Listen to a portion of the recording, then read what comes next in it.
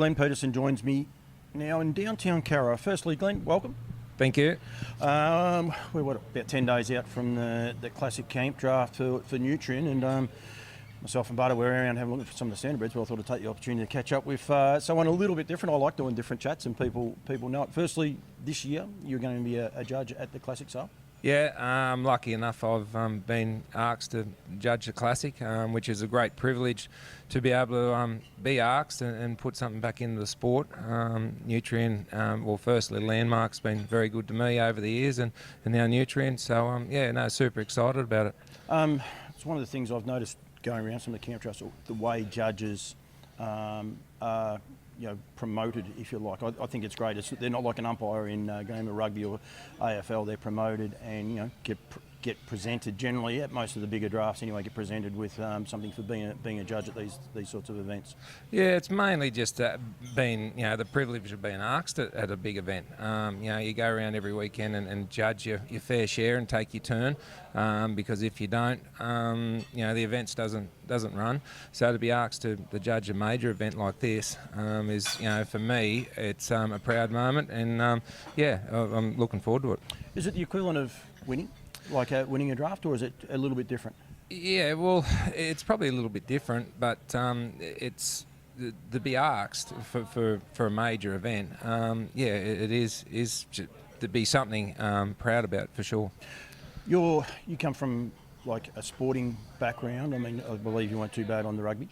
Yeah, played rugby league as a child and for a fair few years after that. So yeah. How did the love of the horses? Where did that come from? Always enjoyed the horses as a kid. I got into camp drafting when I was about 11, yep. and through the juniors and started off through Pony Club actually, and then went on from there. And then when I finished school, I went to Sydney for a couple of years at Penrith and got a little bit homesick and missed the horses. So yeah, that's when I come back from playing football and started camp drafting, and got a bit sort of serious after that. Did you play first grade with Penrith? No. No. Just played under 21s down there. Enjoyed it though? Yeah, loved it. Loved the footy. Missed the horses and got a bit homesick for the country life. You probably would have opened your eyes up though, going to Penrith, seeing how the professionals train. I mean, you're saying they're under 21s, but obviously, to be able to see how they train and how they perform. Did that bring you back home with some different ideas? Oh, absolutely, and it gives you to be dedicated to something, and you have to be to last down there, and it's no different than our game, and a lot of people always say, you only get out what you put in. So, if you want to keep up with the leaders, you actually got to put in that effort at home before you go away on a weekend. Does that help you with the horses? Yeah, it does. I think it's a very mental competitive thing, especially when the cattle get tough. You got to have that mental edge on your next competitor, and and don't look weak. Go in there positive the whole time, and don't take any negative thoughts when you're riding in that camp for sure. Is that one of the things you pride yourself on? I suppose is no matter how bad or good your weekend's going, when you go in there, you can block everything out to that one cow. Is that what you? Oh, yeah, and you can only play with the cards you've been dealt too when you're competing. But when you get the opportunity, make the most of it, because if you miss out, somebody else will pick it up. Yeah, and if you get the right one or the wrong one. It's one of the parts I find so intriguing, because you need the right horse, you need to be the right sort of rider, but then you need the right beast as well. Yeah, 100%. And but when you do get that right beast, make the most of it. Yep, don't miss an opportunity. You would have seen, I suppose, it change, and for mine, the way the industry is changing, or now how professional the camp drafting is getting. I've had an association with Nutrien for a couple of years, but I reckon even in 1 year you can just see the bars getting raised higher and higher. Do you enjoy that? Yeah, you do, and it makes you get dedicated at home, makes you put in a bit more effort. You go back a few years ago, and you could probably get away with not riding your horses during the week, or ride them once or twice, and just turn up on a weekend and still be competitive. Where now, like I was saying before, you got to put the effort in during the week to get something out on the weekend. There's more and more people doing it. The sport's getting bigger and bigger every year. Your top end horse trainers, and like any sport, the technology in it, and there's better trainers, there's better horses, there's the overseas imported American cutting horses and reining horses coming to Australia now.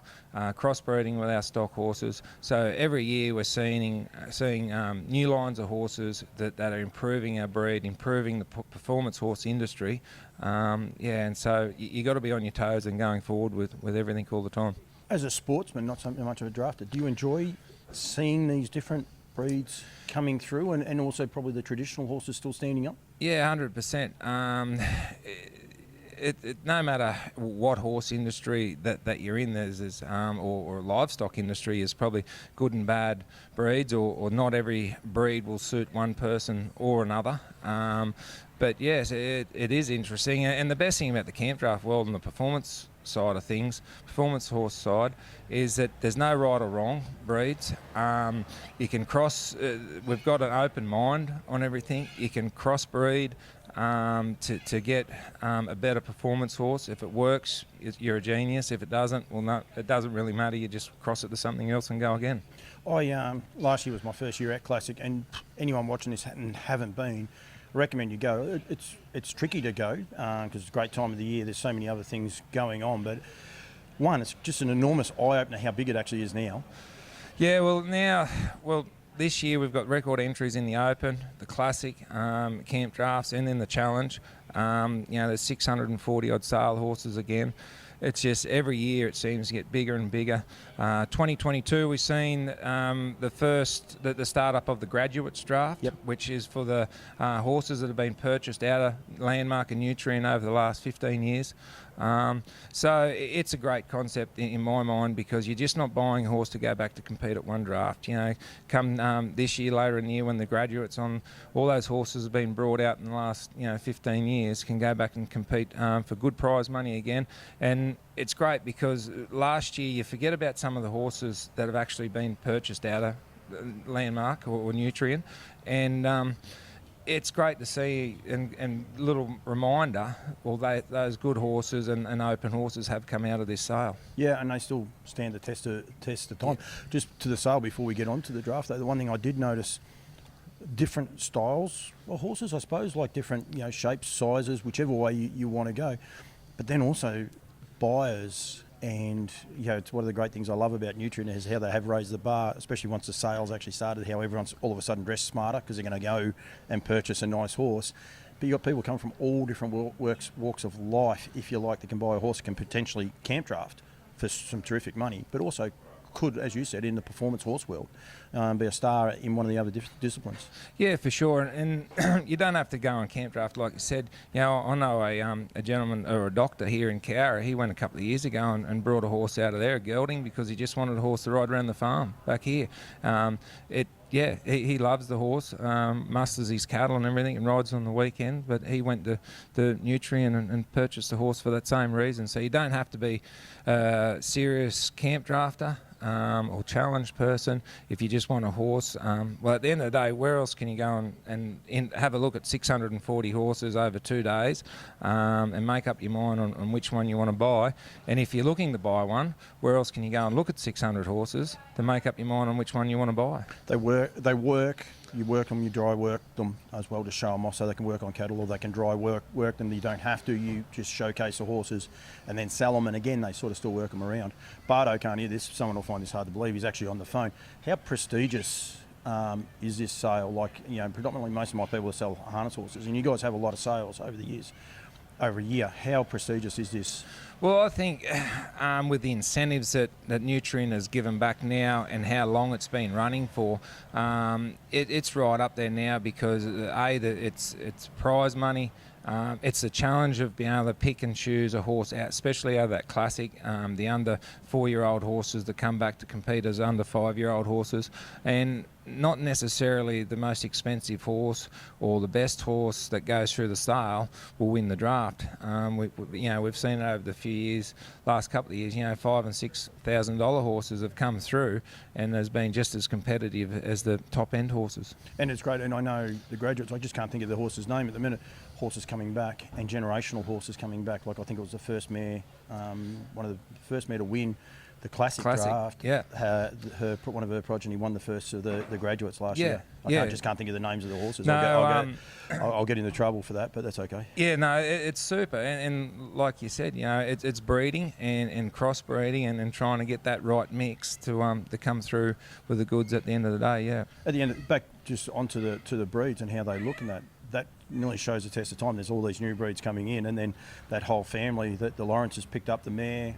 It's still that foundation, if you like, horse that started off the classic sale. They're still standing the test of time, even though there are new breeds and new styles coming through. Yeah, for sure, and I think that's the beauty about our sport. Everyone's technology and everyone's progress forward, and we can still wind the clock back. There's people that just like straight heritage bred stock horses. There's people like a mixed half and half because you get that little bit better temperament, and then there's people like the purebred quarter horses. If they've got off-farm jobs or whatnot, they like them horses that are pretty, a bit quieter and a bit more sensible. Yep, and they can just get on them on a weekend and go and have a lot of fun on them. You're judging at the Classic. You've won the Open. I was lucky enough to win the first Landmark Open. The first ever? Yep, 2009. Yep. Don't show your age. It's No. okay. And you won the Masters? No? Yeah, won the Masters on Matt and Kylie's Weber horse, Witness. Matty tore his groin and gave me the opportunity to ride his horse, and won the Masters 1 year, and also run fourth in the Classic too. And that's what I was going to say. So which do you hold more, if you like, because I would imagine running fourth in a Classic's a fair accomplishment. Yeah, it is for a young mare, and you put a lot of work into that. But still, my special one would be the first Open. Can never take it off you. And on Soda Stormbird, an old Omega mare of ours that come from Lindsay and Jan Knights. And she's a special horse at home and on our place. She's about 26-year-old now, and it looks like a pretty old grandma, but that's my special moment. She's still got a special place in your hearts as well. Yeah, I would imagine. Lindsay Knight and those guys, the cattle donors, they make it all these things so worthwhile. But like I met Lindsay at the graduates last year for the first time. They love this time of year as well. It's quite a unique, I suppose. I don't know what you'd say, an event, because it's not a sale, it's not a draft. It's sort of this massive meeting of everything, isn't it? It's a huge event, and it brings people all over Australia to it for the week long. It's nearly like a festive week-long party, incorporated in the horse sport that people love, and that's why it's so big. And to be able to watch great drafting and then have the sale after it, and more importantly, the buzz that Lindsay and Jan Knight would get out of loaning their cattle, and their beautiful cattle every year, and Matt and Kylie Weber, they got cattle going again this year, and their cattle are always good. So those cattle donors that always lend a hand, no matter what time of year it is or how tough it is, they're the ones that need a pat on the back and say thanks to them, because as we know, the events don't run without those people. But we say it's an event because they actually enjoy the festivities as well, That's right. and rightfully so. They definitely should have fun. How many you have to judge? I think Bardo said there's about 365 or 70 in the Classic this year.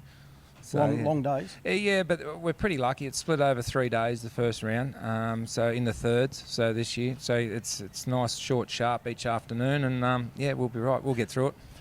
Before I let you go, the one thing I know a lot of people don't want to get, the whip in the yard. As a judge, do you look forward to giving the whip into the yard to certain people? No, and unfortunately, we all take a turn at it. We all get it, but you just don't want to get it at the big events. No, you don't. I had a great conversation with Pete Kaminsky about it one day, and basically he was teaching these young blokes and saying you don't want the whip in the yard. And then later on there was a draft. He was the first one up and cop the whip in the yard. Said, so. But I think it's a great event. I just want to keep promoting it. I love it. I above everything else, I love the people and how they embrace it, and the joy some people have of just making a final or just getting a score, even if it doesn't make a final. They might only get an 81. It's not going to take them any further, but they got that 81, and that's just some of the joys you get out of the sport.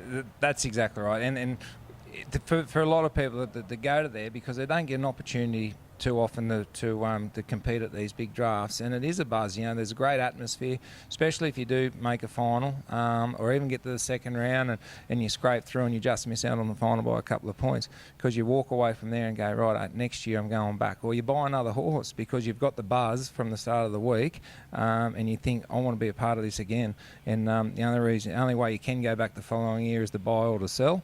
Once those people get a buzz in their bellies at the start of the week, next thing they're putting their hands in their pockets at the end of the week. I love that part of it. That's one thing I do like. If you don't purchase or sell, or if you generally most people do both, you don't get back. So and it ends up being a family reunion nearly every year, doesn't it? Yeah, for sure. Yeah. And but you look at this year, I think I looked up that the vendors that have put horses in this year, and I can't. I think there's just under 500 vendors out of 640 horses. So, to me, there's a lot more people every year wanting to sell a horse there, to be able to get involved in it, and that's why we've got record numbers for the draft this year.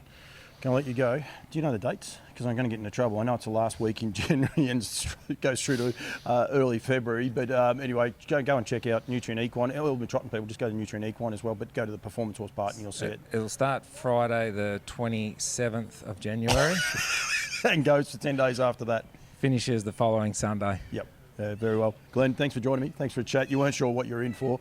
Hopefully it was all good, mate. We'll be able to let you get back to work. It's going to be a warm one in here in Cowra, but thanks for giving me a bit of your time, mate, and good luck at the Classic. Pleasure. Thank you very much.